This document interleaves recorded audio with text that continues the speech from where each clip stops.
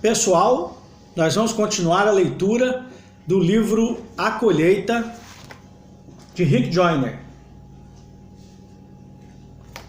Nós vamos ler a página 194, 195 e 196. Mas antes eu quero deixar com você um texto das Escrituras. Efésios 4, versículo 7. Mas a graça foi dada a cada um de nós, segundo a medida do dom de Cristo. O que é a graça? A graça é o poder de Deus para estarmos diante de Deus, foi nos dado por intermédio do sangue de Jesus. A graça é o poder de Deus para andarmos em Cristo, andarmos pelo Espírito. E a graça também é o poder que nos faz edificar a vida uns dos outros. E aqui vai falar interessante que a graça que foi dada a cada um de nós segundo a medida de Cristo, a medida do dom de Cristo. A palavra medida aqui no grego é metron. Isso fala que cada um de nós temos uma medida que Deus dispensou. Mas se você não trabalhar por meio do desenvolvimento do seu sacerdócio pessoal, individual, familiar e congregacional, desenvolvimento da sua medida de Cristo, você vai ficar raquítico e não vai crescer espiritualmente. Então, o crescimento, o desenvolvimento de cada sacerdote é vital para que ele prossiga cooperando com o plano e propósito de Deus nos seus dias, no seu tempo. Então, qual a sua medida em Cristo? Você tem dedicado todos os dias a desenvolver a medida de graça, a medida de fé que você recebeu do Senhor? Todos nós temos uma medida. É claro que ela é diferenciada entre os membros do corpo de Cristo, mas todos receberam uma medida de fé e uma medida de graça, que precisa ser desenvolvida, que precisa de haver um exercício por meio da palavra, da oração, da comunhão, da devoção, do ensino, para que a gente funcione nessa medida. Agora, outro texto que eu gostaria de ler, que vai estar ligado ao capítulo que nós vamos ler do livro do Rick Joyner. Efésios 4:11 diz assim: E ele mesmo deu uns para apóstolos, e outros para profetas, e outros para evangelistas, e outros para pastores e doutores, tendo em vista o aperfeiçoamento dos santos, para o desempenho do ministério, para a edificação do corpo de Cristo, até que todos cheguemos à unidade da fé e do pleno conhecimento do Filho de Deus, à perfeita varonilidade, à medida da estatura da plenitude de Cristo. Vou ler até aqui. Queridos, fortalecendo. Por que Deus deu os homens dons? Quando eu falo homens, claro que é homem e mulher, né? Por que o Senhor deu homens dons para a igreja, né? Pastores, apóstolos, evangelistas, mestres, e profetas. É para que haja o aperfeiçoamento dos santos, o aperfeiçoamento dos sacerdotes. A palavra santo que Paulo usa, ele está fazendo uma referência aos sacerdotes. Porque quem que são os santos no Antigo Testamento? São os sacerdotes separados para o ofício, dedicados ao ofício. E agora em Cristo Jesus, todos nós, segundo o sacerdócio de Melquisedeque, todos nós somos separados, dedicados ao ofício do sacerdócio. Então, o título do livro é A Colheita, a página é 194 a 196, e o título agora que eu vou ler, está dentro do capítulo 11 esse título, Preparar os santos não é uma opção. Todas as congregações que não estiverem efetivamente aperfeiçoando os santos para o desempenho do seu serviço serão dispersas e desfeitas. Olha, aqui tem uma advertência séria. O juízo começa pela casa de Deus, conforme Pedro disse, e conforme também está descrito em Ezequiel 8 e 9, da onde Pedro tira esse texto. O juízo começa pela casa de Deus. Vou ler novamente o primeiro parágrafo. Todas as congregações que não estiverem efetivamente aperfeiçoando os santos para o desempenho do seu serviço serão dispersas e desfeitas. A igreja não continuará mais sendo um grande redil de ovelhas em que os santos são alimentados algumas vezes por semana. Perante os olhos de Deus, nenhuma congregação é vista pelos edifícios que tenha ou por trabalhos, mas sim segundo a maturidade pessoal de seus membros. Todo ministro que tenha enterrado o seu talento de preparar os santos está prestes a tê-lo removido de suas mãos e dado àqueles que estejam fazendo uso de seus talentos com eficiência. Muitos se levantarão e muitos cairão por causa disso. O Senhor está para amaldiçoar todas as árvores que não estiverem dando fruto. O fruto é que dá semente para a reprodução. Se o ministério não estiver se reproduzindo, ele não está dando fruto.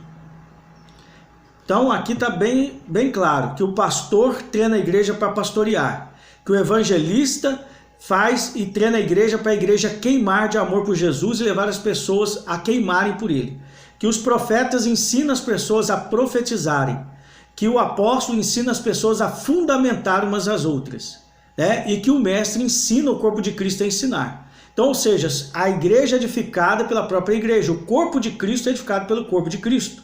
Então, cada um de nós somos membros do corpo de Cristo, temos a unção apostólica para fundamentar, para ensinar, para pastorear, para ensinar as pessoas a profetizar e também para fazer as pessoas queimarem de amor por Jesus, que é o trabalho do evangelista. Então vamos seguir. Se o ministério não estiver se reproduzindo, ele não está dando fruto. Isso é reproduzir o ministério, treinar os santos, aperfeiçoar os santos.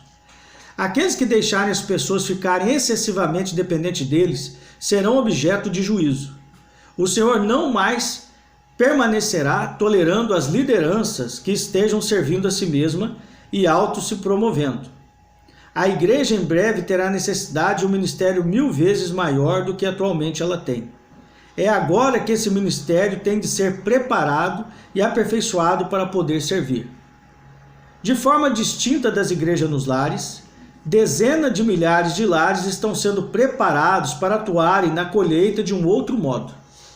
O Senhor está até mesmo operando em casais para prepararem o lar para um treinamento de discipulado básico. As famílias serão treinadas e se tornarão aptas na pregação do evangelho, na cura dos enfermos, na expulsão de demônios, dando a pequenos grupos de novos convertidos um treinamento de discipulado básico como o primeiro passo para que sejam incorporados no corpo de Cristo e assim se tornarem membros efetivos deste corpo.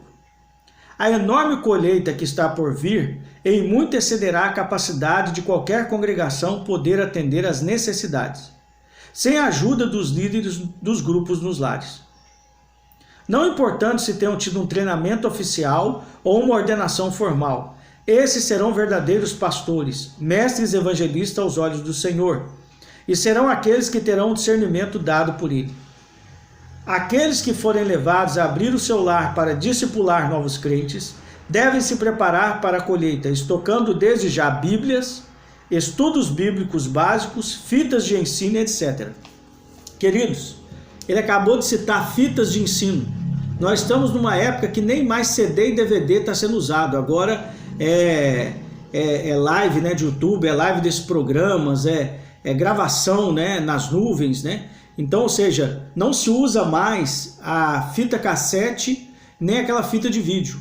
Ou seja, essa visão, essa profecia, Rick Joyner recebeu em setembro de 1987 e também no ano de 1988. E no ano de 1989 ele lançou esse livro. Vocês estão dando para entender o que é a palavra profética? Prosseguindo. Um verdadeiro ministério de discipulado será restaurado para preparar efetivamente um grande exército de líderes. Com a dispersão decorrente da perseguição, as pessoas irão por toda parte como semente, multiplicando sua capacidade de frutificar. Quando um líder for removido, muitos surgirão para ocupar o seu lugar. Todo ataque à igreja dará como resultado um avanço do evangelho. O preparo para essa resistência já está sendo feito agora e será cada vez mais com um zelo maior até que o corpo de Cristo venha assumir a seriedade e a determinação próprias de um exército em marcha para a batalha. Com a vinda de grandes multidões para o Senhor, será importante que as pessoas estejam de fato convertidas e não apenas sendo arrastadas pela animação. Os que vierem a se converter à igreja, a personalidades, a doutrinas ou como forma de terem suas necessidades supridas, se tornarão, com certa frequência, traidores durante a perseguição. A propensão da igreja de facilitar as coisas para alcançar mais pessoas terá o custo de muitas vidas. Não temos que dificultar excessivamente, nem suspeitarmos de todo novo convertido, mas temos de nos valer do dom de discernimento de espírito e temos de ter firmeza quanto a que cada pessoa tenha uma real conversão, antes de ser admitida na Assembleia dos Santos. Há apenas uma porta na igreja. Temos que zelar para que ninguém entre nela, exceto através do Senhor. Uma porta serve tanto para que as pessoas entrem, como também para mantê-las do lado de fora quando necessário. Queridos, eu li no vídeo que nós gravamos agora há pouco, preparando-nos para a perseguição, 1 Tessalonicenses capítulo 5, do versículo 19 ao 21, que diz assim: não apagueis o Espírito Santo, não desprezando as profecias, examinem tudo e retende o que é bom das profecias. Queridos, uma forma da gente não apagar o Espírito Santo é quando nós guardamos as palavras proféticas. E eu já expliquei no vídeo anterior o que é profecia. Profecia é comunicação. A primeira e maior profecia é Cristo, é Yeshua, o nosso Senhor, Jesus Cristo. Hebreus 1:3. Cristo é a expressão exata do ser de Deus. Ele é a maior comunicação de Deus. Ele mesmo disse para Filipe: quem me vê, vê o Pai. Ele é a maior comunicação de Deus, do seu reino e de sua vontade. Depois nós temos o seu Espírito comunica conosco. Nós temos a sua palavra. A palavra é uma grande profecia inspirada. É a palavra de Deus. E depois nós temos que entender também que as mensagens de homens ungidos e mulheres ungidas, de crianças, jovens, adolescentes ungidos, cheios do Espírito Santo, as mensagens pregadas são um tipo de profecia. Porque o que é profecia? É comunicação. Como também nós temos que entender que há livros que foram escritos por irmãos que amam o Senhor, que também são profecias, são mensagens que precisamos guardar. Então, queridos, eu gostaria que você entendesse que a profecia é um presente de Deus para nós. No entanto, que 1 Coríntios 14, no versículo 31, Paulo diz: todos vocês podem profetizar. E no 1 Coríntios 14, 1, ele diz: buscai com zelo os melhores dons, principalmente o dom de profecia. Então, queridos, a profecia ela tem uma tríplice função: consolação, edificação e encorajamento, que nós usamos a palavra no português para exortação. Então, a profecia ela é uma chave poderosa para os últimos dias. E se você for pegar primeiro Joel capítulo 2, versículo 28, Atos 2, se você for pegar todos os textos das Escrituras, quando vai falar do derramar do Espírito, o primeiro sinal do derramar do Espírito é a comunicação de Deus e a profecia. Sempre onde houve o derramar do Espírito, houve profecia, palavra profética, comunicação, revelação de Deus por meio da comunicação da sua palavra. Então eu gostaria que você, com carinho, ouvisse. Eu vou estar, da agora em diante, postando a leitura de algumas páginas desse livro do Rick Joyner. Eu recomendo a leitura do livro A Colheita e recomendo também a leitura do livro A Batalha Final. E nós vamos estar lendo esses textos e textos que vão nos lembrando dos dias que nós estamos vivendo. Então que a graça de Deus seja sobre você, que o amor do Pai seja sobre você. Não apague o Espírito Santo, não despreze as profecias, examine todas e retende o que é bom. Devemos julgar, mas jamais rejeitar as profecias. Um beijo grande no seu coração. Se você gostou, deixa o like, se inscreva no canal, compartilhe com seus amigos. Eu já falei no vídeo anterior, eu estou postando vídeos não porque eu sou monetizado pelo YouTube, não sou. A motivação é edificar os santos, aperfeiçoar os santos e capacitar os sacerdotes para viver o tempo do fim. Que a graça de Deus seja sobre você e sobre sua casa. Shalom.